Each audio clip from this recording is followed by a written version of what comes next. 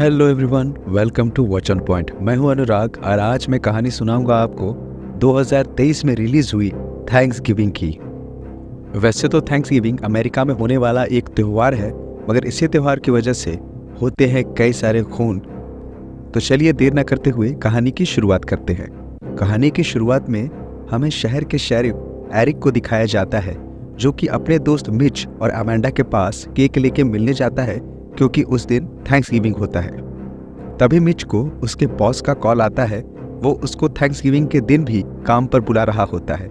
Mitch दरअसल right mart का manager है और वहाँ ब्लैक फ्राइडे सेल लगी होती है। यहाँ पर बहुत सारी चीज़ें सस्ती होती है और बहुत सारे फ्री गिफ्ट भी मिलते हैं, इसीलिए मिच को काम पर जाना पड़ता है। दूसरी तरफ राइट मार्ट के ऑनर थॉमस को दिखाया जाता है, जो कि अपने फैमिली के साथ थैंक्स गिविंग मना रहा होता है। जहां हमें थॉमस की बेटी जेसिका को भी दिखाया जाता है, जो कि अपने बॉयफ्रेंड बॉबी के साथ वहां पर बैठी होती है। जेसिका अपनी सौतेली माँ कैथलीन को बिल्कुल भी पसंद नहीं करती है, जिससे जेसिका की माँ की मौत के बाद थॉमस ने रिसेंटली ही शादी की थी। आगे जेसिका बाहर बॉबी के साथ घूमने निकल जाती है, जहाँ पर उसके और भी दोस्त जैसे स्कूबा, गैबी, इवान, जूलिया भी उनको ज्वाइन करते हैं। इन सभी लोगों ने मूवी का प्लान बनाया होता है, मगर उससे पहले उनको कुछ सामान भी चाहिए होता है, इसीलिए वो राइट मार्ट चले जाते हैं। अब हमें राइट मार्ट को दिखाया जाता है, जहां पर बहुत भीड़ लगी होती है। अंदर मिच सामानों को सेट करवा रहा होता है। बाहर लोग आपस में लड़ने झगड़ने लगते हैं, जहां पर जेसिका की मुलाकात रेयान से होती है। वो जेसिका को बहुत पसंद करता है, पर जेसिका और बॉबी रिलेशनशिप में होते हैं, इसीलिए जेसिका रेयान पर ध्यान नहीं देती है। तभी दिखाया जाता है कि राइट मार्ट में अमेंडा भी खाना लेके आई होती है, क्योंकि मिच बिना कुछ खाए ही घर से ड्यूटी के लिए चला आया था। और वहां पर भीड़ को देखते हुए शेरिफ एरिक भी आ जाता है। जेसिका और उसके दोस्तों को अंदर एंट्री मिल जाती है, क्योंकि राइट मार्ट के ऑनर उसके पापा थे। कुछ लोग उन्हें देख लेते हैं और वो लोग शोर मचाने लगते हैं। ये भीड़ बहुत ही एग्रेसिव होती है। इनके सर पर खून सवार होता है शॉपिंग करने का। अंदर जाने के बाद इवान भीड़ को मॉक करने लगता है, जिससे कि भीड़ और भी ज्यादा एग्रेसिव हो जाती है। तभी एरिक के हाथ से माइक छीनकर एक लड़का माइक में अनाउंसमेंट कर देता है कि स्टोर अब खुल चुका है, जिससे कि भगदड़ मच जाती है। अंदर से गार्ड दरवाजे को लॉक कर देता है, पर लोग इतने पागल हो चुके होते हैं कि दरवाजे को तोड़कर गार्ड को कुचलकर सामान लूटने आगे चले जाते हैं, जिससे कि उस गार्ड की वहीं पर मौत हो जाती है। और अंदर भी कई लोग गिर जाते हैं, जिनमें अमेंडा भी एक होती है। इवान इन सब का वीडियो बना रहा होता है, क्योंकि ये कैओस उसे अच्छा लग रहा होता है, वो एंजॉय कर रहा होता है। अंदर दो लोग ट्रॉली को लेकर भाग रहे होते हैं और दोनों आपस में टकरा जाते हैं, और वहीं पर नीचे अमेंडा भी गिरी हुई होती है। दोनों की ट्रॉली अमेंडा के बाल में फंस जाते हैं और खींचने की वजह से अमेंडा की स्कैल्प भी खिंच जाती है। बॉबी एक सिक्योरिटी गार्ड को देखता है, जो कि नीचे गिरा हुआ होता है। उसको मदद की जरूरत होती है। बॉबी उसकी मदद करने जाता है, पर कोई उसके हाथ पर चढ़कर चला जाता है, जिससे कि उसका हाथ टूट जाता है। तभी इतनी तबाही को देखकर एरिक बहुत गुस्सा हो जाता है और हवा में फायर करता है, और सीन 1 साल आगे शिफ्ट हो जाती है, जहां पर एक हाइडिंग प्लेस में उस घटना के कटआउट लगे हुए होते हैं। वो वीडियो भी चल रही होती है, जो कि मजे के लिए इवान ने बनाई होती है। आगे दिखाया जाता है कि मिच ने अब अपनी जॉब छोड़ दी है, क्योंकि उस दिन वहां पर अमेंडा की मौत हो गई थी और मिच थॉमस के खिलाफ प्रोटेस्ट कर रहा था, क्योंकि इस साल भी थैंक्स गिविंग पर थॉमस स्टोर को ओपन रखना चाहता है। थॉमस पर कुछ चार्जेस तो लगे थे, पर उस दिन का सीसीटीवी खराब होने की वजह से कोई केस ही नहीं बन पाया था। हमें यह भी दिखाया जाता है कि बेसबॉल का उभरता हुआ सितारा बॉबी अब 1 साल से गायब होता है, क्योंकि उस हादसे में उसका हाथ टूट गया था। आगे हमें लिज़ी को दिखाया जाता है, जो कि वही औरत होती है जो कि उस दिन राइट मार्ट में सबसे ज्यादा शोर मचा रही थी, आतंक मचा रही थी। उसके पास शेरिफ एरिक नए ऑफिसर को लेके ड्रिंक लेने आता है। लिज़ी ड्रिंक के साथ साथ मास्क भी देती है और कहती है कि ये जॉन कार्वर का मास्क है। आगे जेसिका को दिखाया जाता है, जो कि अपने दोस्तों के साथ घूम रही होती है। हमें दिखाया जाता है कि बॉबी के अचानक गायब हो जाने के बाद अब जेसिका का बॉयफ्रेंड रेयान बन चुका है और वो खुश भी है। आगे दिखाया जाता है कि थॉमस जॉन कार्वर के कॉटेज में एक कमर्शियल को शूट करने के लिए गया होता है, लेकिन पहले ही वहां पर किसी ने तोड़फोड़ मचा दी होती है, जिस वजह से वहां पर शेरिफ एरिक आता है और कहता है कि वो इसके बारे में छानबीन करेगा।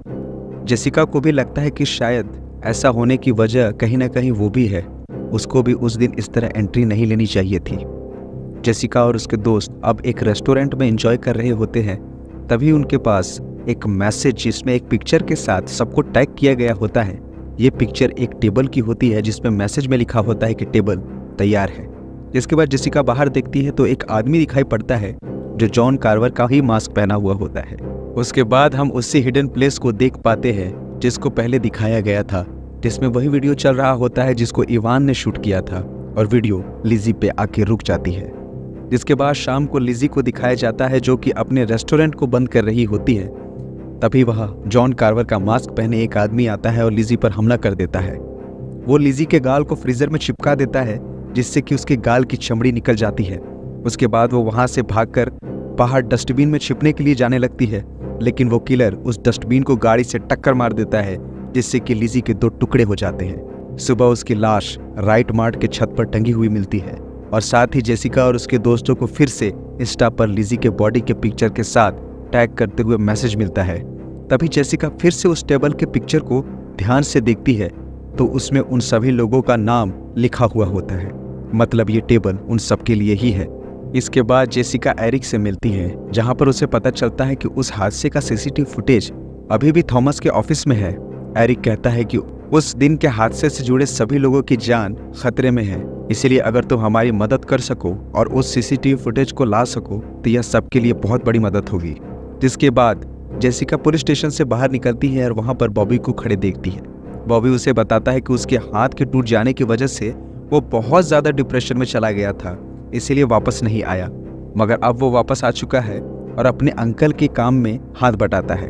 तभी जेसिका भी बताती है कि उस हादसे का फुटेज अब भी डैड के ऑफिस में है, जिसे कैथलीन ने हटवा दिया था ताकि वो लोग किसी भी लीगल बछड़े में न फंसे। इसके बाद हम सब फिर से उस हिडन प्लेस को देखते हैं जहां पर किलर जेसिका और उसके दोस्तों के पिक्चर को देख रहा होता है, मतलब वो एक एक करके इन सबको मारेगा। लेकिन उससे पहले उस हादसे के दिन लगे सिक्योरिटी गार्ड जो कि डर गया था, क्राउड को कंट्रोल नहीं कर पाया था, किलर उसके घर जाता है, उसकी गर्दन वो धड़ से अलग कर देता है और उसका सर लेके वहां से चला जाता है। उसके बाद वो उसके सर को एक प्लेट में सजाता है और हम देख पाते हैं कि लिजी की आधी बॉडी भी किलर के पास ही है। वो उन दोनों के पिक्चर निकालता है और जेसिका के दोस्तों को टैग करते हुए इंस्टाग्राम पर मैसेज करता है, जिसको देखकर सब बहुत डर जाते हैं। इसके बाद जेसिका थॉमस के ऑफिस जाती है और सीसीटीवी फुटेज को देखती है। वो उसमें रेयान को देखते हैं जो कि उस दिन सिक्योरिटी गार्ड से पहले ही हाथ मिला रहा था, उसके गले लग रहा था और बॉबी उसका ऑफिस के बाहर इंतजार कर रहा होता है। रेयान ये सब कुछ देख लेता है और बहुत ज़्यादा चिढ़ जाता है। अब एरिक इस केस को बहुत ही सीरियसली हैंडल करने लगता है क्योंकि मामला बहुत बढ़ चुका होता है। जब वो सीसीटीवी फुटेज में रेयान को देखता है तो वो कहता है कि रेयान ने तो अपने बयान में ऐसा कुछ भी नहीं बताया था और एरिक का शक रेयान पर चला जाता है।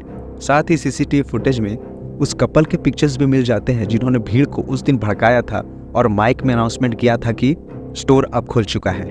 अब हम जेसिका और उसके दोस्तों को सीरियस बातें करते हुए देखते हैं, जहां पर वो एक दूसरे से कहते हैं कि किलर रेयान भी हो सकता है क्योंकि वो उस सिक्योरिटी गार्ड को पहले से ही जानता था। तभी उनमें से एक कहता है कि बॉबी भी तो किलर हो सकता है, उसका करियर भी रातों रात खत्म हो गया था और अब वो 1 साल के बाद लौटा है और इवान के वीडियो भी अब वायरल होना शुरू हो गए थे। आगे हम देखते हैं कि रेयान जॉन कार्वर का कॉस्ट्यूम पहनकर बॉबी से मिलने पहुंचता है। क्योंकि रेयान परेड की प्रैक्टिस कर रहा होता है इसीलिए उसने जॉन कार्वर का कॉस्ट्यूम पहना हुआ होता है। वहां पर बॉबी और उसके बीच थोड़ी सी बहस हो जाती है, जिसके बाद उस कपल को दिखाया जाता है जिसने उस दिन भीड़ को भड़काया था। वो अपने प्राइवेट टाइम में होते हैं, तभी किलर वहां पर जाकर उन दोनों को मार देता है, उनके बॉडीज को ले जाता है। यहाँ पर हमें इतना तो समझ आ जाता है कि किलर चाहे जो कोई भी हो, वो अब तक इसलिए रुका था क्योंकि वो सबको पहचान नहीं पा रहा था। इसके बाद दिखाया जाता है कि जेसिका के स्कूल में होने वाला मैच अब कैंसिल हो चुका है। एरिक बोलता है कि शहर का माहौल अभी अच्छा नहीं है। आगे गैबी और इवान स्कूल के अंदर चले जाते हैं, तभी वहां पर उन पर किलर हमला कर देता है। उसके बाद वो गैबी के ही फोन से जेसिका को मैसेज करता है और अंदर बुलाता है। अंदर आते ही जेसिका पर भी वो हमला करने लगता है, लेकिन जेसिका भागकर मेकअप रूम में छिप जाती है, जहां पर किलर उसे ढूंढता है लेकिन ढूंढ नहीं पाता। इसके बाद वो भागकर बाहर आ जाती है और पुलिस को अपना स्टेटमेंट देती है। तभी वहां पर रेहान और बॉबी दोनों आ जाते हैं। बॉबी भी रेहान पर ही शक कर रहा होता है। बॉबी कहता है कि तुम अपने स्टेटमेंट में उस सिक्योरिटी गार्ड के बारे में क्यों नहीं बताते जिससे तुम उस दिन हाथ मिला रहे थे। रेहान अपनी सफाई में कहता है कि वो सिक्योरिटी गार्ड मुझे इसलिए जानता था क्योंकि मैं कुछ नशे की चीज़ें उससे खरीदता था, इसीलिए मैंने अपने स्टेटमेंट में उसका जिक्र नहीं किया, वरना मैं खुद फंस जाता। तभी वहाँ पर जूलिया के पिताजी आते हैं और वो उसे वहाँ से ले जाते हैं। वो उसे यहाँ से दूसरे शहर ले जाना चाहते हैं क्योंकि अब ये शहर सेफ नहीं है। आगे हम देखते हैं कि स्कूबा और जेसिका प्रोटेक्शन के लिए एक गन हैंडलर के पास से एक गन खरीद लेते हैं, और जब स्कूबा और जेसिका वापस लौट रहे होते हैं तब जूलिया उन्हें वीडियो कॉल करती है और उनसे बातें करने लगती है। तभी जूलिया के घर में किलर आ जाता है और उसके बाप और सिक्योरिटी गार्ड को बेहोश कर देता है। वो जूलिया पर भी हमला कर देता है, उसके कान में पेंसिल घुसा देता है जिससे वो दर्द से तड़पने लगती है, जिसको देखकर स्कूबा और जेसिका दोनों उसके घर पर आ जाते हैं। उसे बचाने के लिए स्कूबा किलर के ऊपर पिस्तौल तान देता है।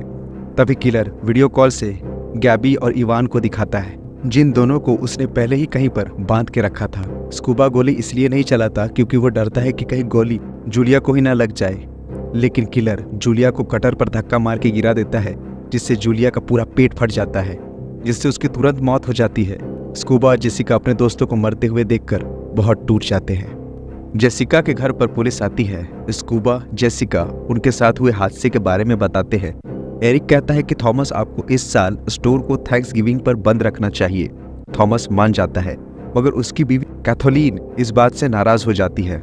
एरिक कहता है कि वर्कशॉप वाले परेड में अगर थॉमस और उनकी फैमिली जाएगी तो किलर उनको मारने जरूर आएगा और तब वो लोग किलर को पकड़ लेंगे। थॉमस इस प्लान को सुन के हामी भर देता है।